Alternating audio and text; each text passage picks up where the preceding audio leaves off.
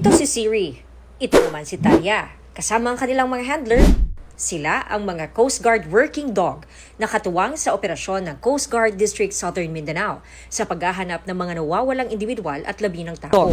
Sila ang tumulong sa mga rescuers upang matunton ang bangkay ng isang 27 anyos na lalaki na natabunan ng gumuhong lupa sa Barangay Kongan, Glan, Sarangani Province. Dahil sa kanilang matalas na pag-amoy, natunton at nahanap ang mga labi ng isang 27 anyos na lalaki na natabunan sa landslide dahil sa magnitude 7.8 na lindol noong June 8. Masusing hinalughog ng K9 dogs ang mga debris upang tulungan ang naghihintay na pamilya na makuha ang labi ng kanilang mahal sa buhay. Kaya na rin kasi napadali yung operasyon.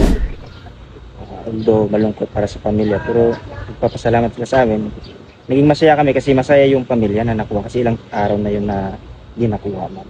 Sa amin naman, ginawa lang namin ang aming part.